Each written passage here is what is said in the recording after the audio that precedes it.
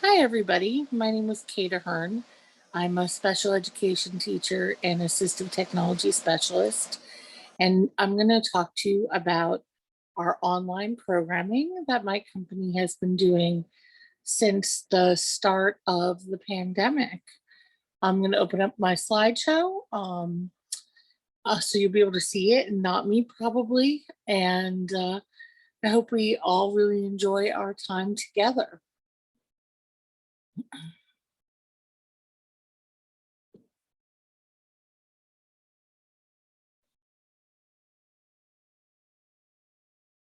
It just takes a second.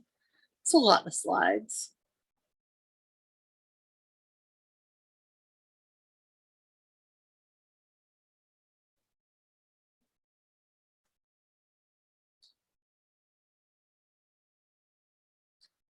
And it started in the middle. 1 minute. Let me get it back to the first slide.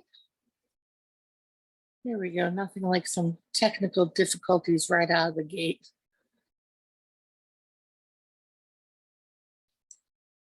So a little bit about me. I am a special education teacher. I have a master's degree in special education from Simmons College here in Boston. I've been teaching since 1998, but I've worked in the field far longer than that. I specialize in working with kiddos who have both anxiety and an apraxia-related communication disorder. So I work a lot with Angelman syndrome. I work a lot with Rett syndrome, some autism, and a number of other rare communication disorders caused by neurodevelopmental disabilities. And we're going to talk a little bit about AAC Voices, which is my company, and Hern Academy, and what's been going on with that since the beginning of the pandemic, and what we can take away from our experiences about the education for students, with Angelman syndrome. So as you all remember vividly, I'm sure, back in March 2020, schools started to shut down because of COVID. Where I live, on March 11th, Massachusetts shut down, and then the 12th, New Hampshire shut down. And I work in both states, or worked in both states. In chatting with the parent of a child with Angelman syndrome, we talked about what were they going to do when schools shut down. And so I decided to offer a few online groups and classes just for some structure for students who were going to now be suddenly at home. This was all seen as some temporary thing we'd be trying. As the time out of school increased and students with disabilities were always the last to be accommodated for distance education, I started offering more and more groups and classes, and the number of individuals that were enrolled kept growing and growing. So for our classes and groups, both back then and now, our target audience is children with complex communication needs who have or will soon have a robust communication system. And by robust, I mean what we sometimes call all the words. So a system that has, lots of buttons, all the different parts of speech, the alphabet, a complex system that has everything you need to communicate. And they needed to have that even if they couldn't use it well yet. And the target audience also included their caregivers. Including caregivers was important to me from the start. One of the reasons I left classroom teaching and moved to a consult model was because I realized we were failing caregivers. So students attend with a caregiver who's expected to assist with Zoom, the technical aspects of Zoom, and a modeling on the child's device. Because I have so many different kinds of devices in the classroom, I expect the caregivers to do the modeling just because it wouldn't be feasible to model on every kind of device. Classes last 40 minutes. That started because free access to Zoom is for 40 minutes each class. And we stuck with it because that amount of time worked for us. And I try to keep the cost extremely affordable. So at first it was $5 a class, now it's $6 a class. So $30 for a week of classes, which is compared to what other places charge for a professional led. I'm not sure. I'm sorry, my Alexa seems to decide to jump in here.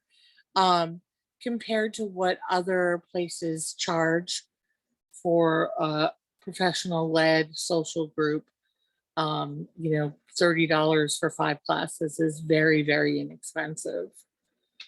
This got a little, the bullets don't line up anymore, but some of the classes that we offered and offer still are shared reading. So we do a hello song, and we do an introduction where I introduce the topic. We tend to work on weekly themes. So the books we read in shared reading usually fit on the theme. And then we read the story or the book. And then we do some sort of interactive skill development activity around understanding what we read. And then we sing a goodbye song. Let me show you some of the types of things that we do in shared reading. So summarizing is something we do for fiction books.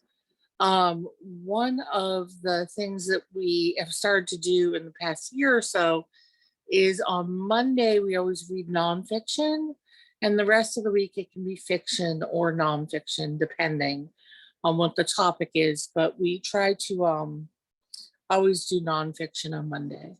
So summarizing activities where we talk about somebody wanted, but so then. So that's one of the ways that we summarize, and the individuals in the class work together to do this. We encourage using the language that is in their talker. So you can see for somebody, it says a boy and a girl. Those are words in everybody's talker. Everybody can say boy or girl. And then either I add in the specific character name, or one of the individuals who can spell goes ahead and tells us what it is. And we try to use that descriptive teaching model, which is defining things using words in everybody's device, or 4 words. And then so the individuals can answer using words in their devices. So we don't spend a lot of time programming words, or any time programming in words. We focus on using words that they already have, and then I will shape that into the answers that we as a group write down. Another thing we'll do on nonfiction day is we'll do a know wonder learned, or know want to know learned, which is just an activity to activate prior knowledge. So we write down first, what do we already know about this topic? So on the left, it was robots, and on the right, it was birds. And then what are things we want to know about that? And then after we do our reading, we come back and add, what did we learn? We also do some sorting and Venn diagram activities, depending on what the book we read was. So on the left, we read a book about baseball in the USA and baseball in Japan, and made a diagram of that. In the middle, we were working on nouns, who, what, where. And then on the right, we were working on concepts, messy and clean, things you use at the beach, things you don't use at the beach. So we do those sorts of activities to build vocabulary knowledge and conceptual knowledge. We do quite a few story maps. Story maps are something that you'll find in any elementary school classroom. So the story maps we focus on look at the character, the setting, the problem, and the solution. And we do these so often that the students anticipate that how we're going to do a story map and what the questions will be. You know, we've worked for 2 years now on understanding that the characters mean who is in the story, and the setting means where and when, and the problem means, uh-oh, something went wrong, and the solution is how will we fix it. And the students have gotten to be pretty good at doing this. And as many of you can imagine, a lot of people said that this would be too much for my students with Angelman syndrome, for all of my students, that I was asking too much, but it definitely is not. They participate really beautifully with these activities. You might also do a comprehension check. There's all different ways that we do that, by answering comprehensive questions, by playing games, lots of different activities we can do to make sure that people are understanding what we read. And then another class we offer is called shared writing. Again, we start with hello and we end with goodbye, singing those songs. Those predictable routines get people focused and then give people closure as to what's going to happen. In shared writing, I'll do some sort of introduction about the theme and then give some kind of writing prompt. And then we do writing and we read back what we wrote. So here's some writing prompts that were from virtual field trips. So we do virtual tours online or go to websites where they have virtual field trips. Here's some writing where we listened to a song or watched a music video. And then we did some writing off of that. Sometimes, a lot of times, we watch a video clip and then we base our writing off of that. Sometimes we read a book. Sometimes we look at a photo. Some of the newer things that we're doing in shared writing are, once a week, we've been writing poetry, and we focus on different kinds of poems, and we use templates to help us organize our poems. And everybody seems to love poetry class. We do that on Thursdays in shared writing. And on Tuesdays, we've started writing with the alphabet. I was very anxious to do writing with the alphabet activities. It just felt like something that would be very difficult to do with students at all different levels in a Zoom class. But we gave it a try and it really works beautifully. The caregivers are, doing most of the work with the kids after we do the writing prompt. And we're really seeing people make progress in beginning to move through the developmental writing scale. It's been really nice and a wonderful surprise that writing with the alphabet is going so well. I'm considering doing it twice a week starting in January. So it'd be one shared reading day using prompts like what you see on the screen, 2 days of writing with the alphabet, a poetry day, and then on the 5th day, we write recipe reviews.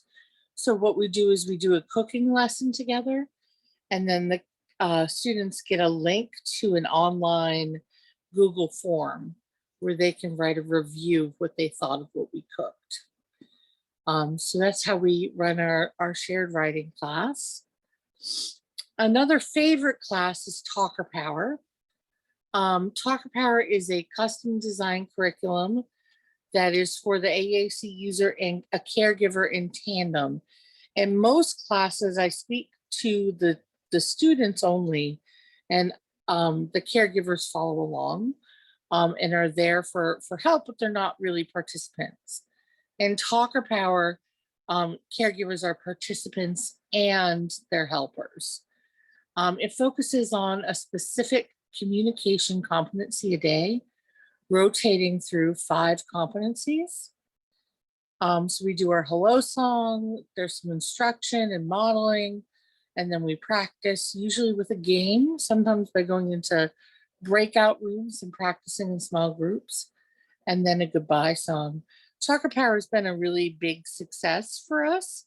We've run it 5 or 6 times now.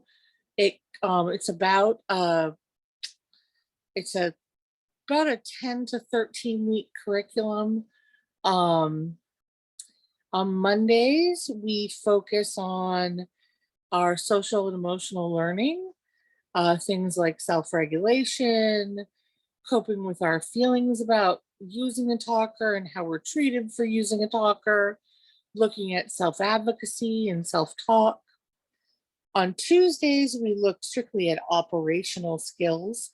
How do we physically work our talkers? How do we make it louder and quieter and charge it and take care of it?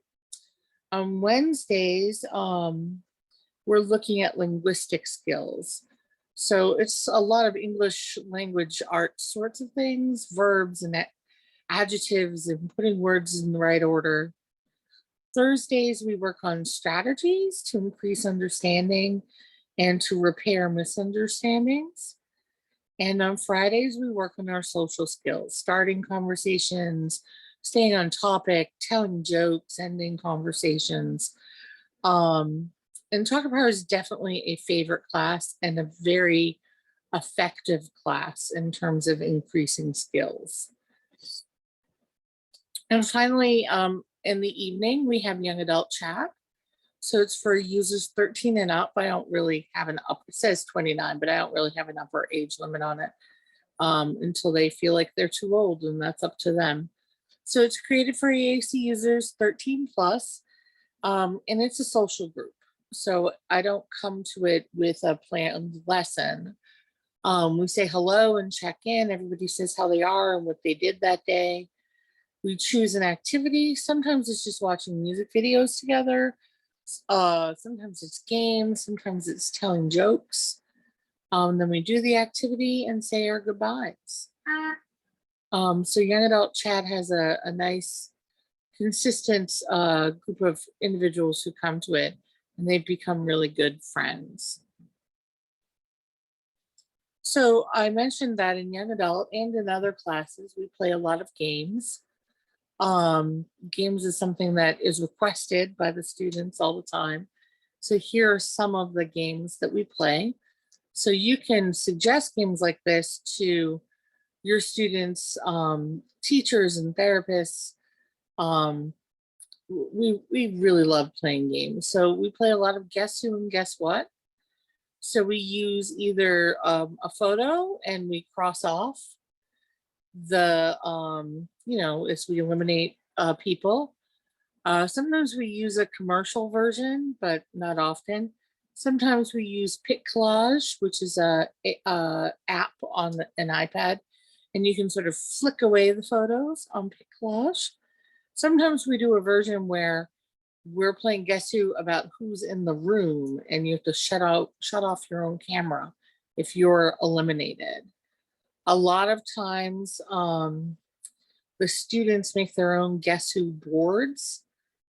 So we might spend one class with them telling me who's going to be on the board. And then the next day we actually get to play the game because it takes us a while to come up with enough people and characters to fill up our Guess Who board.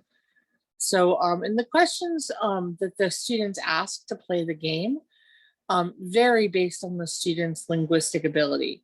So some individuals might say she or girl, and we will accept that as, is it a girl? Is it a female? And others might give me a full sentence. Do they play music? Are they wearing red? And so it really depends on each individual, and I count on the caregivers to help each kid go one step further in their message. So if you have a child who is still working on very early language skills, they might say, pink, meaning just the person had pink on in the picture. And that, is enough for that person because it's at their skill level. But for somebody else who's capable of full sentences, they might be working on starting with a question word like are they wearing pink? Or working on taking that verb and changing the tense to make it, present progressive. So wearing. So it really depends on the linguistic ability of the individual, but we make it work for everybody who's there. We also play some Pictionary. We play this a little bit altered because a lot of our students can't really draw very well. So what we do is we use the Zoom whiteboard or a whiteboard app, and one of the students picks a word and sends it to me via chat. And then I draw and the other students guess. And the first person to guess the thing gets to pick for the next round. And that's my art skills, clearly, judging from these pictures, are not very good. But we still love to play, and it's still a fun challenge when we play Pictionary. Sometimes we have an AAC mentor in some of our classes who will also draw when we play Pictionary. Then we play various versions of Stickman, which used to be called Hangman. And again, we just use the whiteboard, and we play the same way. Somebody picks a word, and whoever solves the puzzle gets to pick the next word. We play a lot of music matchups. So we'll play, the kids pick the songs, we play them 2 at a time. And then we vote on which one wins. So for example, you see Thunder versus What a Man Gotta Do. I don't know what that stood for. That was a while ago at this point. And everybody voted. Or All You Need Is Love versus Octopus's Garden.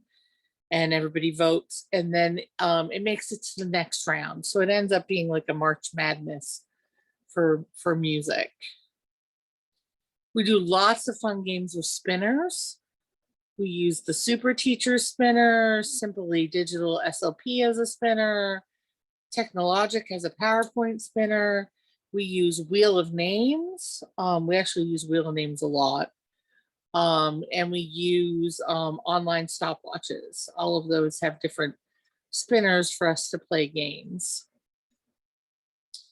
And I also buy commercial games designed to be used on Zoom. So, we have Don't Break the Ice and Crocodile Dentist. The kids love Gassy Gary because he farts, and that's hilarious, of course. Cranium Caribou is another popular one. So, these are usually inexpensive, $10, and they're usually editable, so I can change the targets to fit into whatever our theme is. And we like playing our games. So some of the challenges that we see across the different classes over the past 2 years. First of all, we are mixed age groups, and I've had students as young as 3 and as old as 30. I used to run a preschool group. I don't anymore. Most of those kids went back to in-person school. And young adult chat has limited ages. But one of the challenges is making the groups respectful to all ages. Another challenge has been mixed ability groups. We have students who are very, very early communicators who are just developing a finger point and just starting to use AAC, all the way up to kids who are literate and who can spell and type with correct grammar. Another challenge is time zones. We have students from everywhere across the USA and Canada, but also the United Kingdom, Saudi Arabia, the United Arab Emirates, Australia, India, Puerto Rico, like everywhere. So that means that we have classes, depending on the time of day, it might be 7 a.m. for some kids, and for another kid, it's 11 at night. And that makes things challenging. We have a variety of diagnoses. I would say the largest, I know for a fact, the largest grouping is students with Angelman syndrome.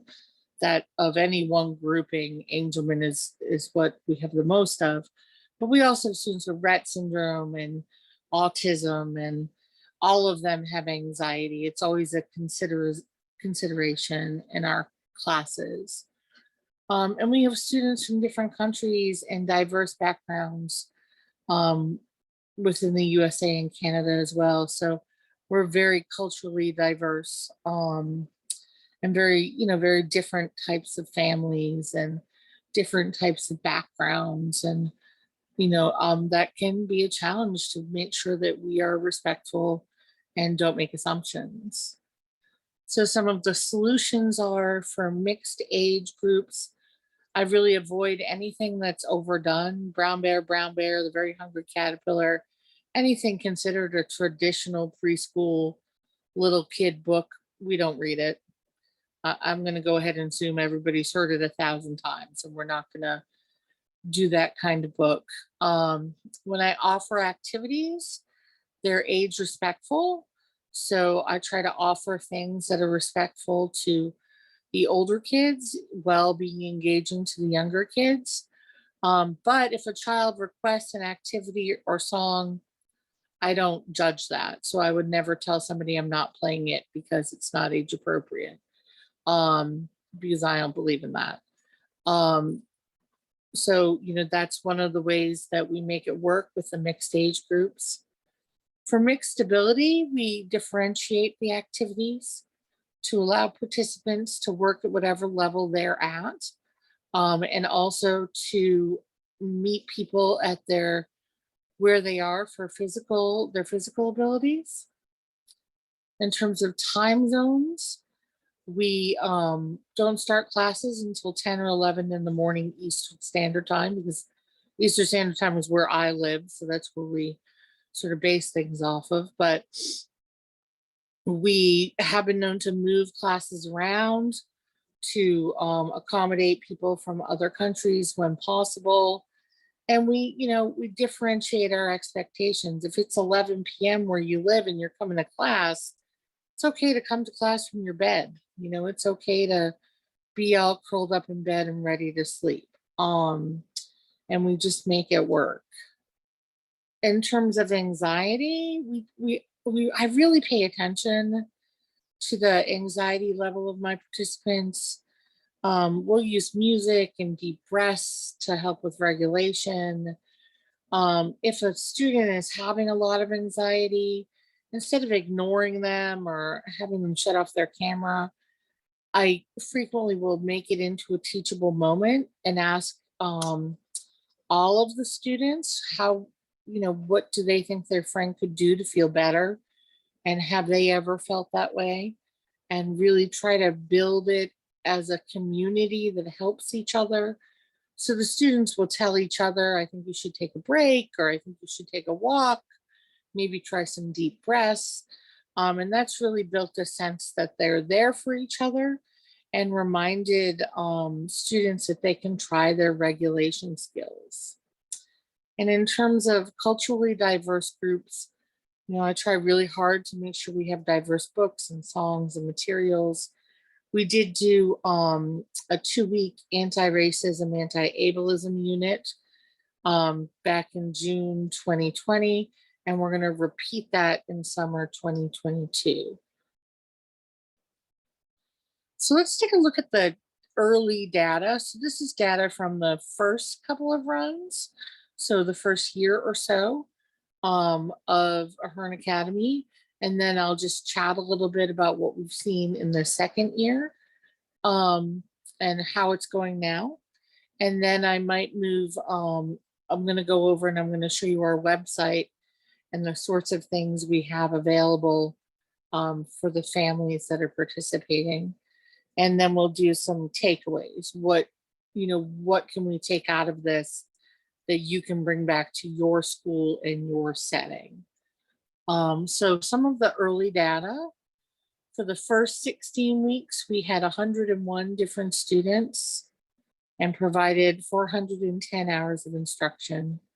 Students used 12 different AAC systems with 14 different diagnoses. So it was very diverse. We provided lots of instruction, and we reached a lot of students. We had offered a survey after the second 16 weeks. So you can see we've ranged in age from 3 to 24. You can see many of the different diagnoses here, with Angelman syndrome making up about 40%. And that has stayed true over time. Angelman syndrome still makes up 40 to 60% of the students in all of our classes.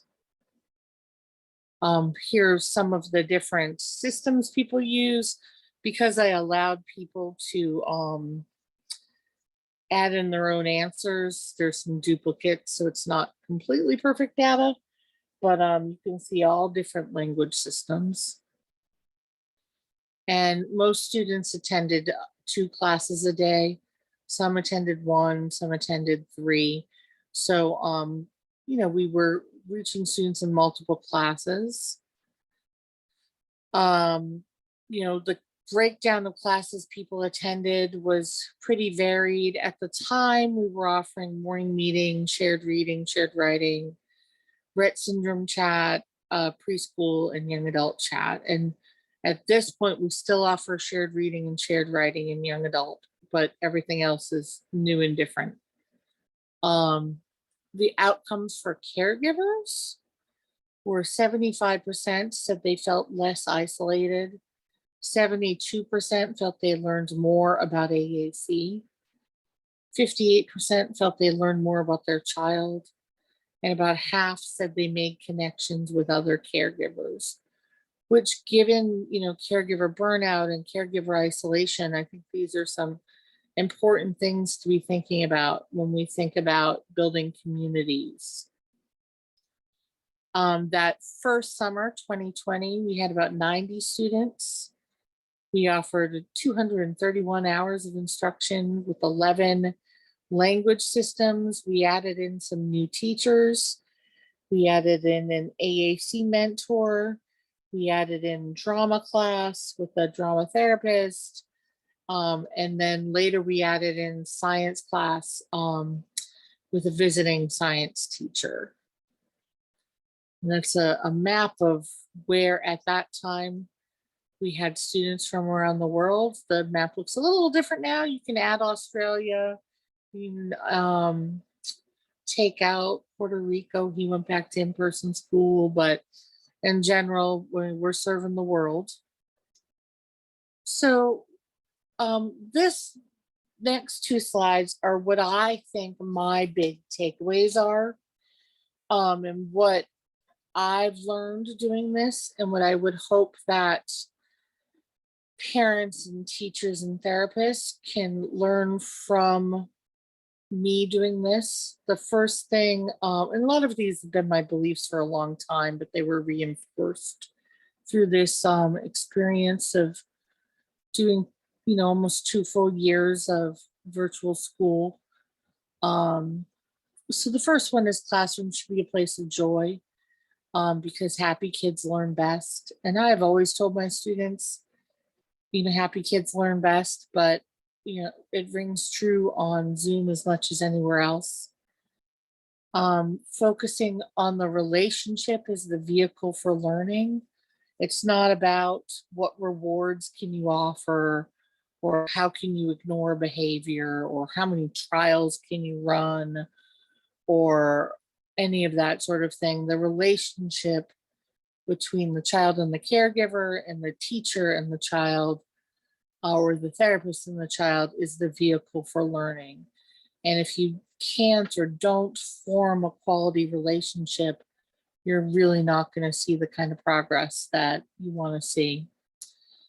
I think something that we try to live every day in the Hern Academy and AAC Voices is to empower and inform caregivers and parents, but you can't do that until you first inform yourself.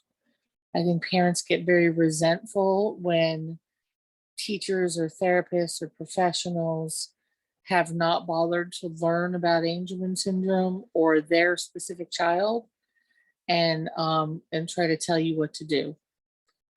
So making sure that you know what you're talking about. And then once you know what you're talking about, empowering and informing caregivers and parents. Something I think schools forget is that, kids are only with us 30 hours a week. Most of the time they're with somebody else. And when they're only with us 180 days a year, or 220, depending on where you live. So the time they spend with us is a lot less than the time they spend with caregivers. So if we don't take our knowledge and share it with caregivers, we're not going to be effective.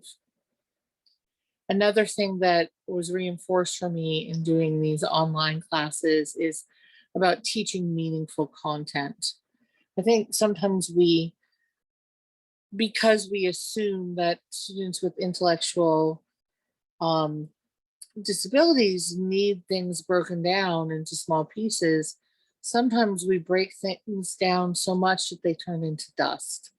And the pieces are so small that they're no longer meaningful or exciting or worth learning. And our students like to learn things that are meaningful, that are important in their lives. And we really have to focus on making sure the content we teach is meaningful, is something valuable. And then add to that teaching real academic skills. I think sometimes in special education, because we don't know what to do, we focus on things that are a little bit absurd, like community signs or, life signs like a stop sign or a danger sign.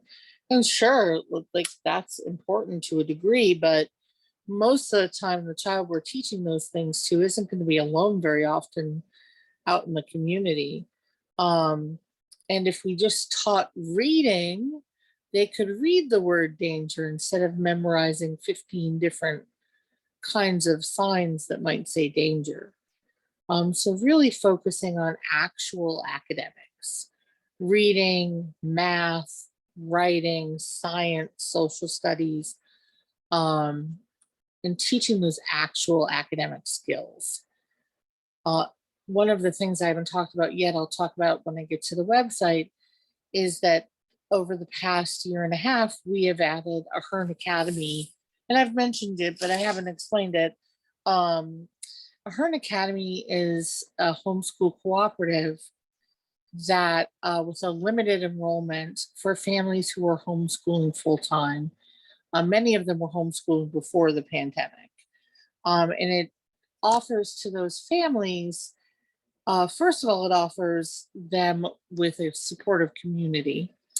And then it offers the students get, in the morning, they get about 80 minutes of instruction, 60 to 80 minutes of instruction, depending on how the day is going, and reading, math, and social emotional skills, and actual reading and actual math, not some watered down version. And plus they get access to all of the afternoon classes. So shared reading, shared writing, talker power, and the evening young adult if they're old enough. Plus, they get a small class 2-to-1 with me to just, check in and see how things are going. And in those classes, we really are teaching real academic skills and seeing kids learn to read and learn to spell and learn to count and learn to have better communication skills because we're teaching actual academics. Another takeaway, I think, is to try new things. I gave the example that I was very anxious to try writing with the alphabet. I had a hard time envisioning it working, and I was worried that I would fail. Not that the kids would fail, that I would fail. But I think a takeaway is to try new things. You know, we gave it a try and it ended up working well, and we're thinking of doing it more now. Another takeaway has been to build community and encourage friendships. I think that particularly in the Ahern Academy, because it's a smaller number, a closed group, um, I think between the kids and between the caregivers, we've seen community and friendship develop. We had one parent who was ended up going to hearing with her district, and all the parents took turns rotating in to virtually be present at her hearing, which I think gave some nice emotional support to that mom. And the kids become friends too. They send each other notes, they ask about each other, um, they enjoy seeing each other, they get excited when they see each other. So those friendships are really valuable. Um, Social and emotional learning is as important as academics and life skills. One of the things I really focus on in all my classes is social and emotional learning. We do formally, not former as in the past, formal as in the opposite of casual. We do use the zones of regulation curriculum. And I do treat it as a full subject. So we spend one morning class a week and one afternoon class a week looking at social and emotional learning and really talking about our emotions and how do we, you know, it's okay to have any emotion that you have, but how do you not let it get too big and out of control? And, you know, we practice skills like taking breaths and moving and thinking and metacognitive stuff. And it's as important as, you know, teaching phonics.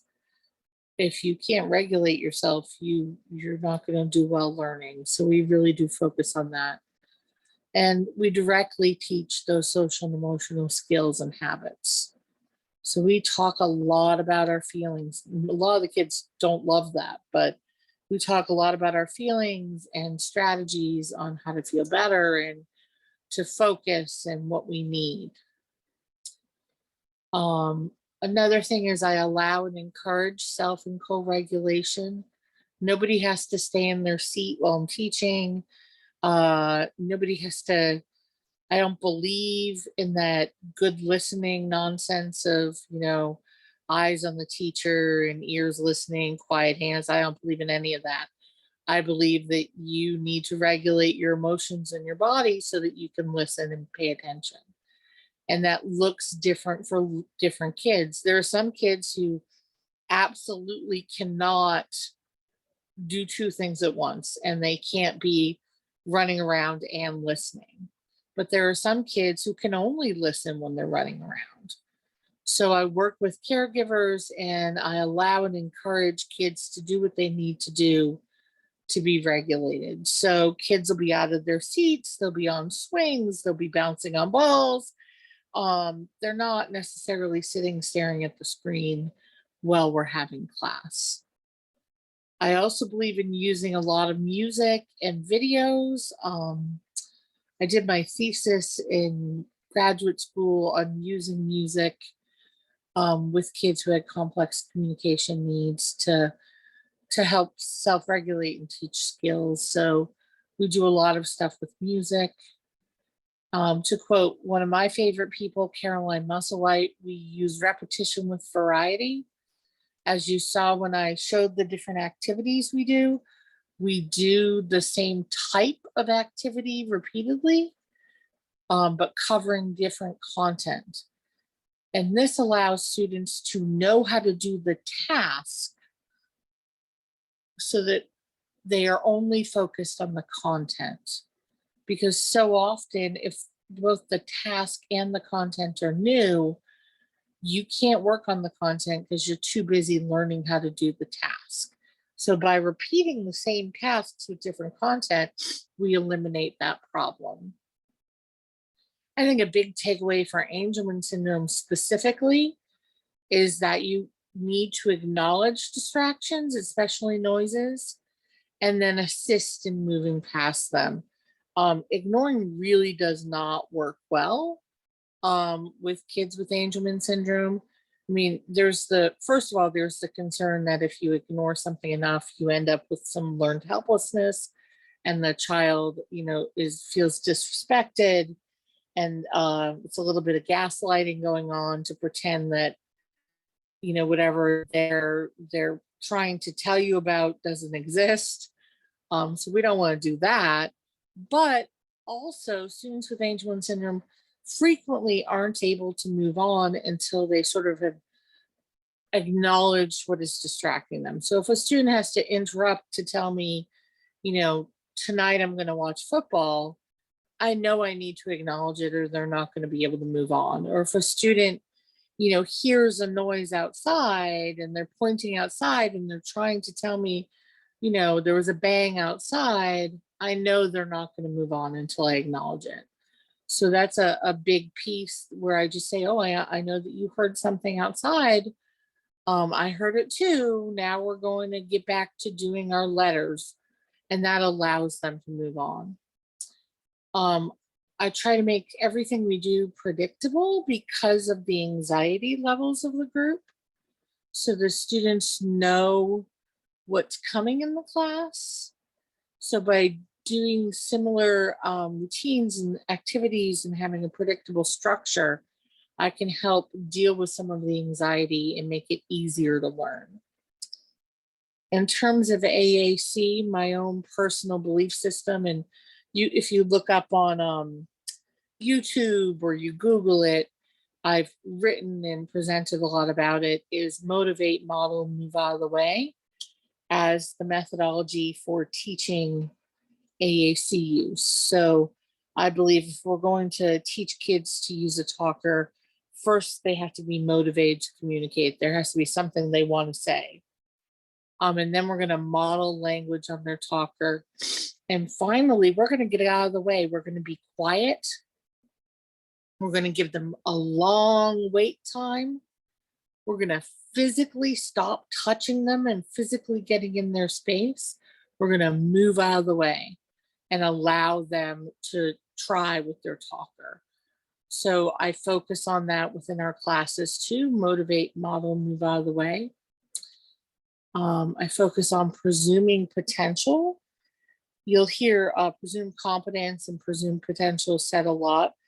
Presumed competence is when we, and this is something that's been written about quite a bit, when we, in the absence of other evidence, presume that somebody is cognitively typical, which is, I'm all for it. In the absence of other evidence, you meet somebody with a disability, you assume that they are cognitively typical. But for our kids, where people always believe that they have evidence, whether they really do or not, I believe in presuming potential. The problem with presuming competence for kids with Angelman syndrome is it's important, and we want our students to be treated like they are the smart and clever people that they are. But we also don't want them to be given work or a communication system or anything and expected to magically master it immediately because they're cognitively typical. It's just not fair, and it's not what we do to anybody else. So presuming potential is different because it means you look at a child and you assume that they are capable of learning and that they can and will succeed with the right instruction and support. And their potential is endless. So I really believe in presuming potential with our students. The child in front of us is capable of learning and changing and growing. But we're part of it too. We have to teach them in the ways that work for them. And believing in the power of presuming potential is important too. it's much bigger than just saying I presume potential. It's keeping going with it even when things are hard. Presuming potential the first day you try an activity is one thing. Presuming potential the 30th day you try an activity when it's failed 29 other times, that's harder. And believing in the power of presuming potential, as we learn new things and keep trying and change how we teach and then change it again and change it again until we find the way that works for that student. We always start with the end in mind. So when you're giving a child a communication system, you don't give them 4 words because you think that's what they're capable of now. You think of what will they need in 10 years and 15 years. And you start with that end in mind. And finally, if you're doing all of these things and you're following all of these best practices, you trust the process. So on those days when everything's going poorly and your hair's been pulled 15 times and your child is very dysregulated and they don't seem to be making that many gains, you trust the process that today was a tough day, but you'll keep moving forward and they will succeed. Here are some of the things that parents and caregivers have said about why Hern Academy and AAC Voices Online work. Some of them sort of overgeneralize it to be why what I, Kate Ahern, do works, but I think it can be applied to anyone who's approaching things in this way. So Taylor and Hunter's mom, that's Taylor, said that presuming competence makes your students feel more comfortable and accepted. Having the same format and schedule for class helps the students know what to expect. And I've talked about those things before, and Taylor really enjoyed the routines of classes and the repetition. Allie's mom said making AAC fun, modeling. There's power in a group of AAC users getting together to learn from one another. The sameness and camaraderie from a group where you are accepted for being you and held to group expectations. And I think that's definitely true. One of the things that many of our students live with is they are the only AAC user they know. So when they come together in a classroom of 6, 10, 12 other people all using AAC, there's a lot of power in that and a lot of acceptance in that. Marlo's mom said there's an excellent way of bearing witness and making kids feel seen and heard. Early AAC users don't need to even have a pointer, so they don't need to be able to point their finger to be heard in your classroom. You acknowledge the smallest gesture, facial expressions as communication, and amplify for everyone to feel, to hear. Really powerful. We miss this classroom. And when Marlo and many of the kids in our preschool group started, they did not have a point yet. They couldn't press their buttons yet. But we presumed competence and we modeled and expected they would learn how to point their finger eventually. And they all did. My whole, that first 6 months or so, my whole preschool group, a lot of them didn't have a point and they all do now. Fronic's mom said, where do I even start? Definitely presuming potential, actually teaching our kids real things. Structured repetition with so much variety, super fun, motivating topics, fun and various ways to present a concept, finding tools that are motivating and make sense for the student. And then she gives the example of her son, Fronic. Fronic being able to ID all the numbers on an iPhone keyboard, and usually just on the iPhone keyboard. If he didn't come up with the iPhone idea, we wouldn't know how many numbers he knows. And so this is one of those ways that we really customize and differentiate For a student, Fronic loves phones. He loves particularly iPhones and FaceTime. He loves phones. So one of the things I did in my math classes is I started presenting on the screen an iPhone keypad as a way to answer number questions. And suddenly Fronic had no problem with his numbers. Supporting and empowering helpers, providing tools, goals, helping with guilt. I think a lot of parents feel helpless. They don't know where to start. They don't know what to do. They don't feel natural using play as a way to teach. So really giving them those tools can be very helpful. Creating connections with students, knowing them, their interests, what motivates them, what worries them. And one of the things that happens in our Zoom class is I take knowing the kids very seriously. And so, for example, I know if Fronic is acting sleepy and I pretend the phone is ringing, I can usually get him to wake up. And if he's acting anxious, there are certain Pixar movie clips that might calm him down. So having a knowledge of the students and using that to help them be able to better function.